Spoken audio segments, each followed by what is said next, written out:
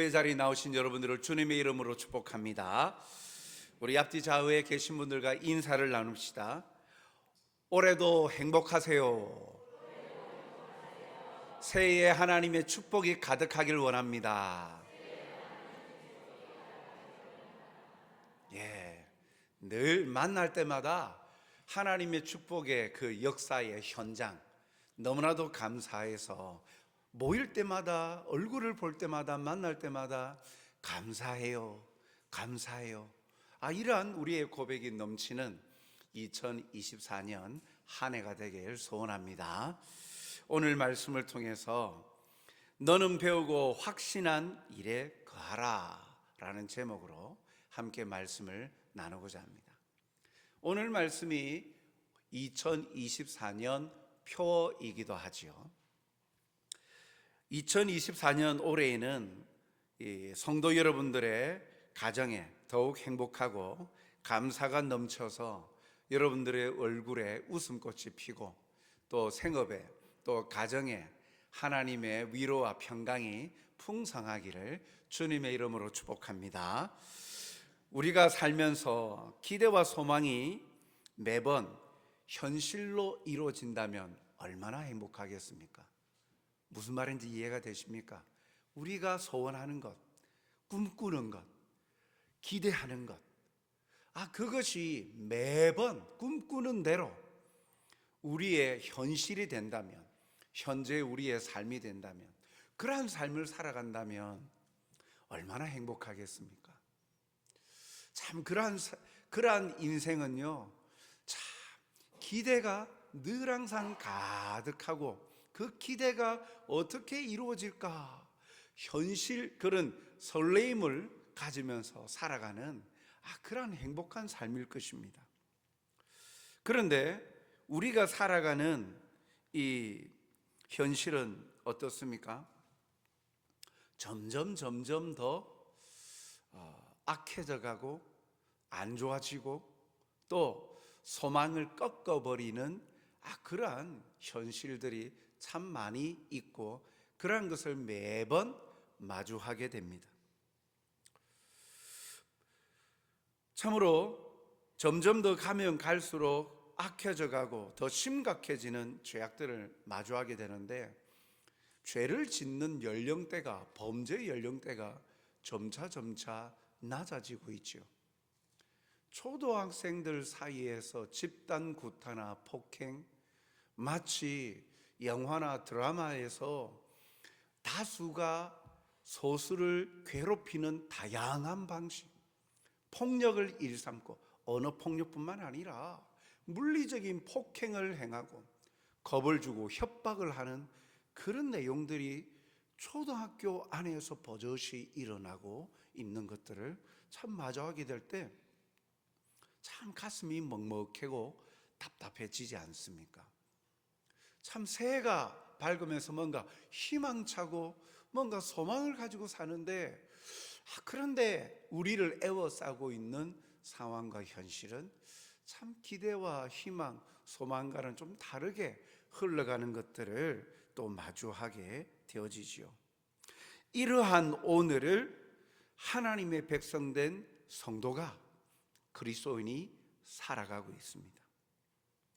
디모데후서 3장 12절 말씀 보니까 무릇 그리스도 예수 안에서 경건하게 살고자 하는 자는 박해를 받으리라.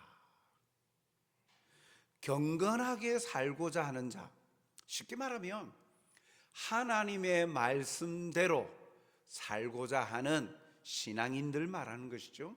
하나님의 백성들, 성도를 말합니다. 하나님의 뜻대로, 하나님의 말씀대로 살려고 하는 사람들, 오히려 박해를 받는다라고 말합니다. 삶 속에서 그의 신앙과 신념으로 인해서 억울한 일들을 당하게 된다라고 말합니다. 왜 이런 박해를 받습니까? 어려움을 당합니까? 말씀대로 사는 것이 바르고 옳은 길인데 왜 박해를 받아야 합니까? 그것은 13절에 보니까 악한 사람들과 속이는 자들은 더욱 악하여져서 속이기도 하고 속기도 하나니. 이 그리스도인이 말씀대로 살려고 하는 성도가 살아가는 세상이 더욱 악해져 가기 때문이죠. 더욱 악한 자들이 많아지고 남들을 속이면서 등쳐먹고 자기의 이득을 취하려고 하는 그런 사람들이 많아지는 시대, 세상이기 때문에 경건하게 살고자 하면 할수록 박해를 받는다라고 말씀하고 있습니다. 악은 사라지지 않고 더욱 기승을 부리고 끊임없이 반복되고 더욱 심해집니다. 죄를 다스리기 위해서 법을 제정하지만 어떻습니까? 모든 죄를 제어하고 통제하고 막을 수 있도록 하는 완벽한 법이 있습니까? 없습니다. 법의 사각지대가 항상 나와요. 그러니까 그것을 교묘히 이용을 하여서 자기 이득을 취합니다. 우리가 상식적으로 도덕적으로 바라볼 때, 아니 저 사람은 죄를 지었잖아요, 저 사람은 다른 사람에게 피해를 입혔잖아요. 그래서 재판에 들어갔는데 법의 문구에 그것을 죄, 유죄라고 규정하는 법이 없어서 무죄 선고되어서 나오는 사람들이 많죠. 재판정에서 무죄 선고받았다고 죄 자체가 없는 것이 아닙니다. 법의 사각지대가 있어서 법의 규정이 없기 때문에 죄를 규정할 수 없으니까 무죄 선고를 한 것이지, 도덕적으로나 여러 가지 사회적으로 볼 때 그 사람 죄가 있는 게 맞아요. 그런데 자기는 무죄 선고 받았어 하면서 나는 죄가 없어 이러는 사람들이 얼마나 많아집니까? 사랑하는 성도 여러분, 하나님을 인정하지 않는 이 세상은 끊임없이 악이 반복되고 죄가 거듭되는 세상입니다. 이곳에서 살아가는 그리스도인들 박해를 받는데, 그러면 이 땅에서는 우리는 억울하게 살고 이 땅에서 예수님을 믿는 사람들은 항상 불행한 삶을 살아야 될까? 아니지 않습니까? 그렇게 살아야 된다면 하나님이 원망스럽잖아요. 천국으로 빨리 데리고 가시지 왜 이 세상에서 예수님 믿는 것 때문에, 말씀대로 살아가는 것 때문에 어려움 당하는 삶을 우리에게 왜 고통을 주시냐? 그렇게 보는 것 아닙니까? 그렇게 이해를 한다면 하나님이 원망스럽죠. 신앙생활하는 것이 회의감이 들죠. 그런데 그렇지 않더라는 거죠. 이곳에서 살아가는 그리스도인들이 행복해지고 하나님이 베푸신 은혜를 누리기 위해서는 깨어 있으면 누릴 수 있다는 거죠. 그래서 이 악하여져가는 세상에서 깨어 있지 않으면 안 되는 이유가 바로 여기 있어요. 예수님 믿는 사람들이 행복해지기 위해서는 깨어 있어야 된다는 거예요. 그렇지 않으면 우리가 누릴 은혜와 행복들을 가로막고 넘어지게 하는 일들이 주변에 있기 때문이죠. 더욱더 교묘해지고 악해져가는 세상에서 흔들리지 않도록 더욱 말씀 앞에 힘쓰는 여러분들이 되시길 주님의 이름으로 축복합니다. 그러면 성도가 누릴 행복과 기쁨을 위해서 어떻게 해야 할까요?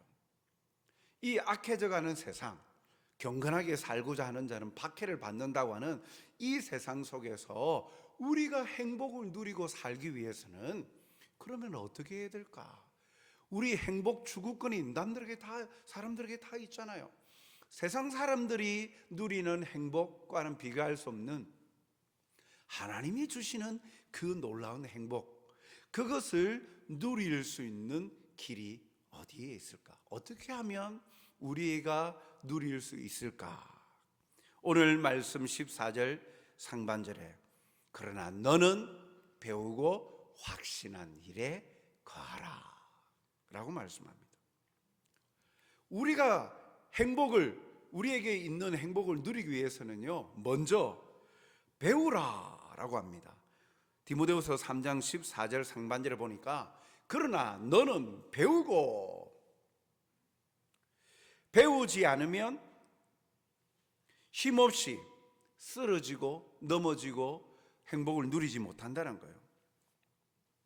불치하문이라는 말이 있습니다. 저도 이제 한자를 많이 아는 게 아니라 설교를 준비하면서 이것저것 글들을 읽다가 불치하문이라는 말을 발견했는데, 그 말은 즉 이 어떤 내용이냐면 지위나 나위 그리고 학식 따위가 자기보다 못한 사람에게 묻는 것을 부끄러워하지 않는다. 하문하는 것을 수치스럽게 여기지 않는다. 자기보다 못하다고 여겨지는 나이나 학력이나 환경, 그것보다도 자기보다도 못하다고 생각되는 사람에게 질문하는 것, 묻는 것, 그것을 부끄럽게 여기지 않는 것, 그게 불치하문이라고 하는 말이 있어요.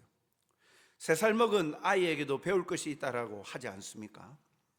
배움 앞에 예의가 없죠. 배움의 자세가 중요합니다.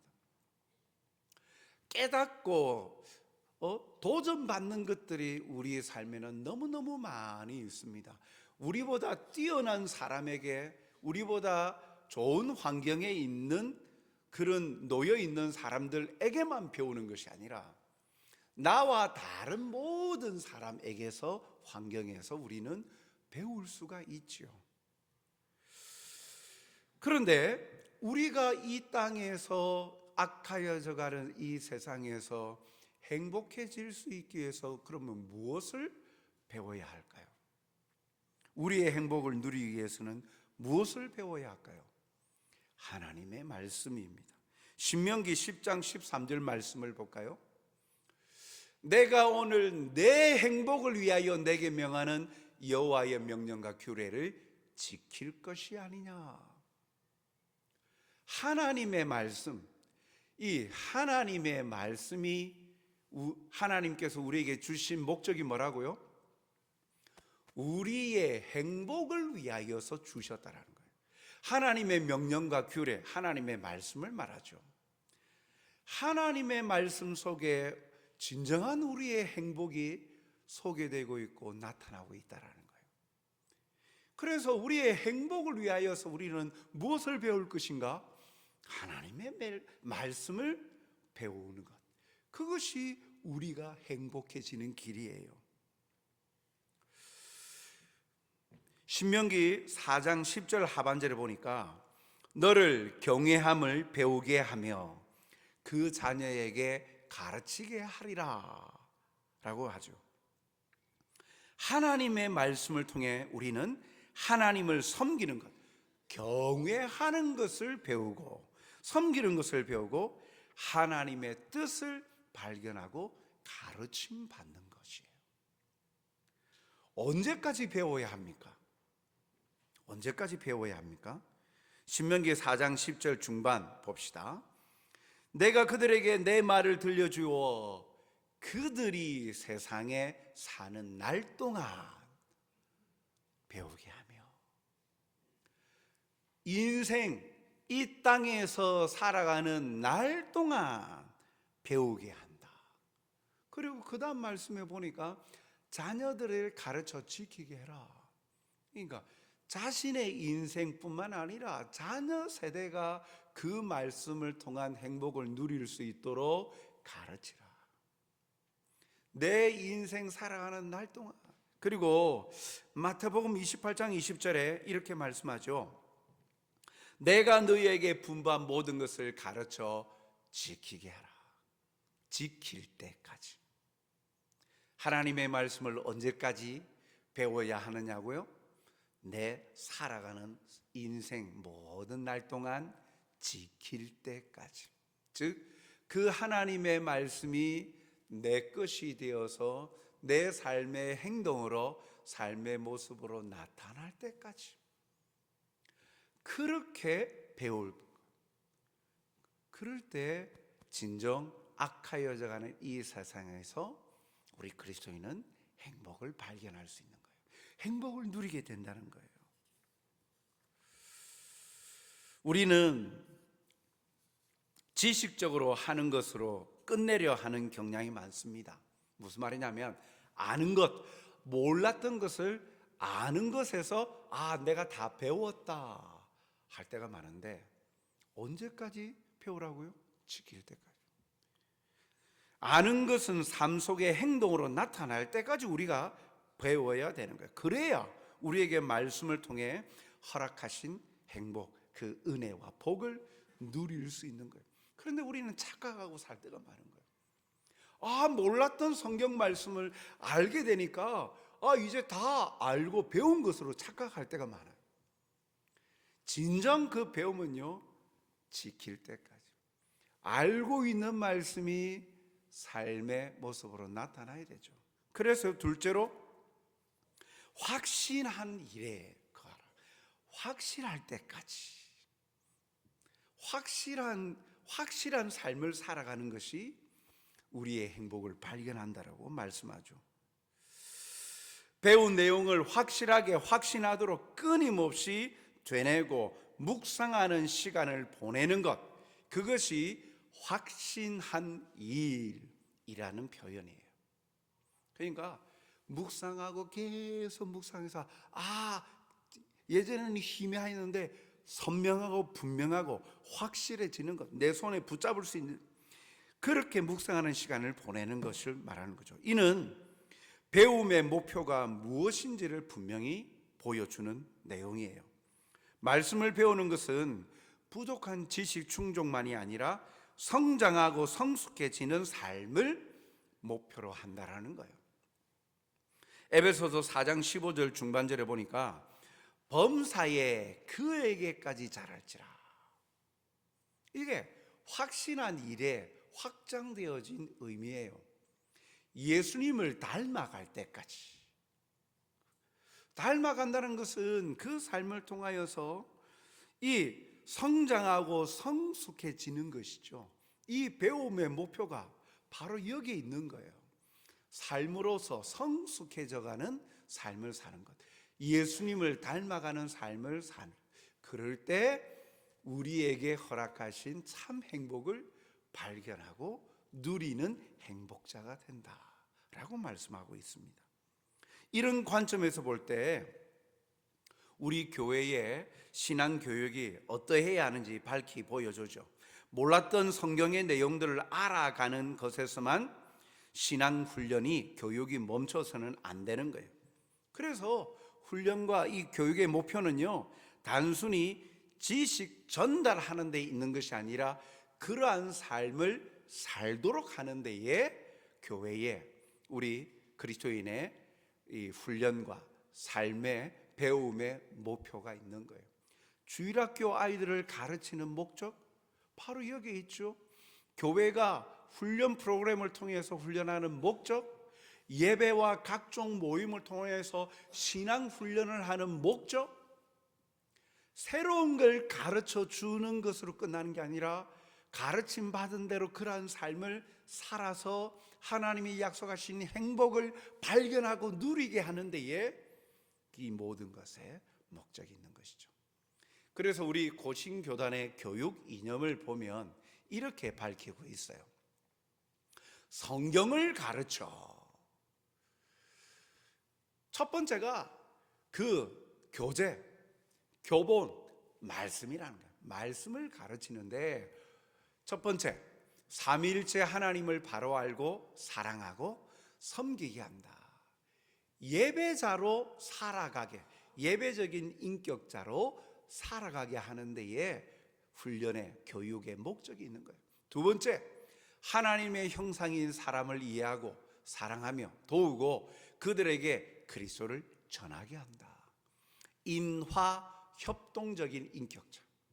말씀을 가르침 받아서 나만 잘 되면 돼, 나만 되면 돼, 나만 아니면 돼, 이기주의자가 아니라 인화, 사람들과의 관계 속에서 화목하고 서로 배려하고 협동해가는 인격자, 진정한 사회 공동체 가운데에 필요한 인재로 자라가는 삶을 살게 하는 데에 목적이. 세 번째, 자기의 존재의와 특수한 사명을 자각하여서 자기의 선자리에서 맡은 일에 충성하게 한다.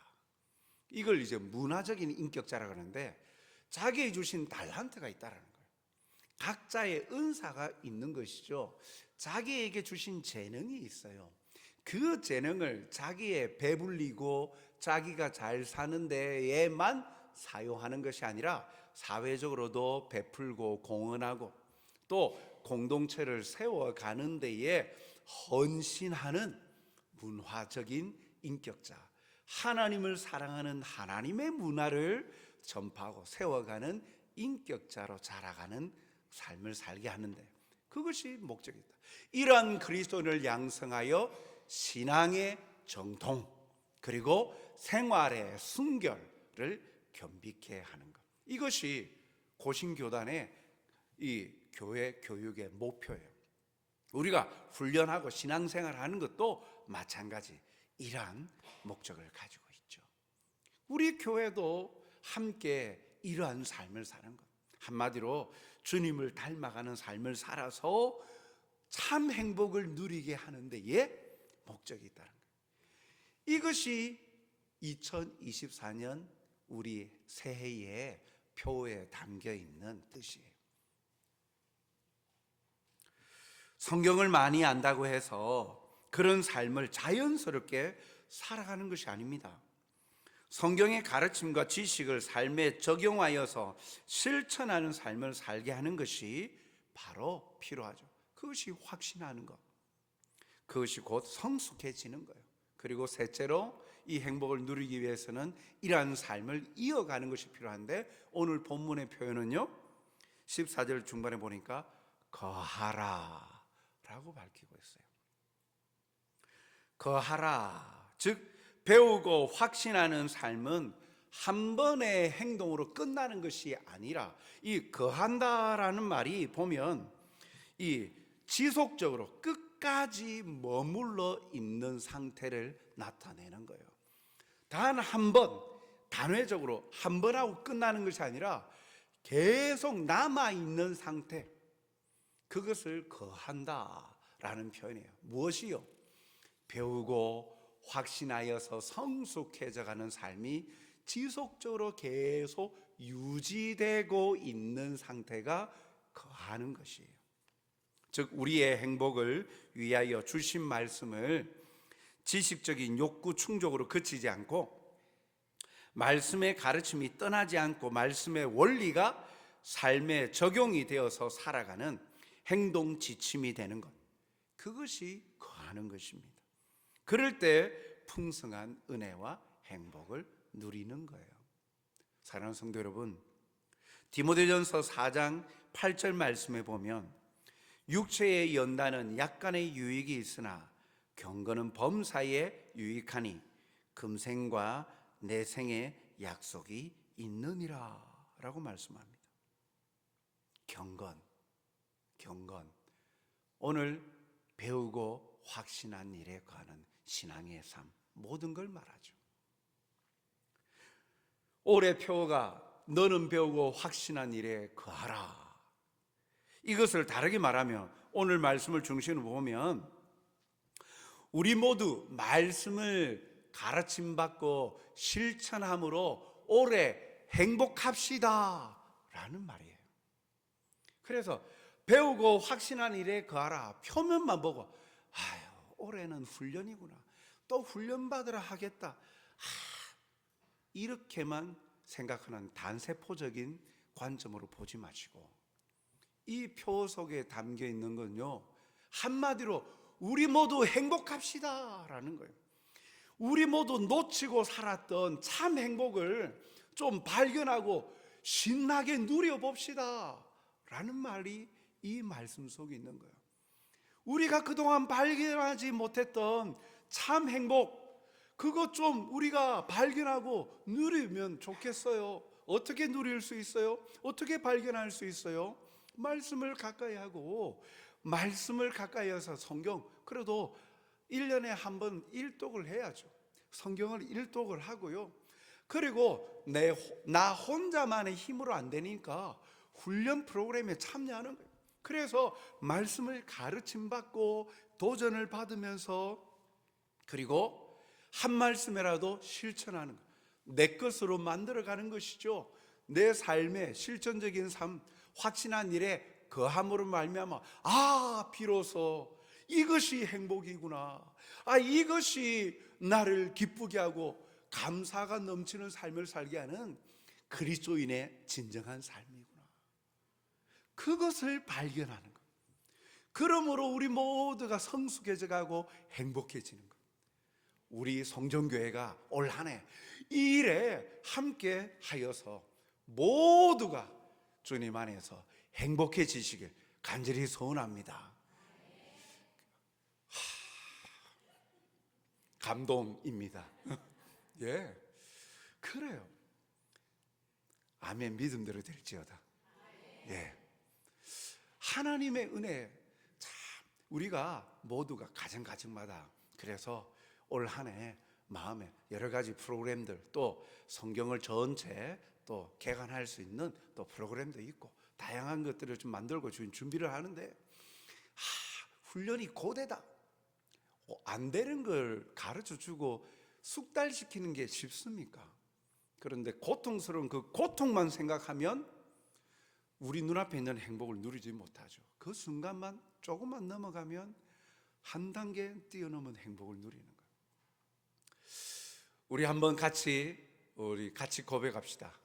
나는 배우고 확신한 일에 거하는 한 해가 되길 원합니다.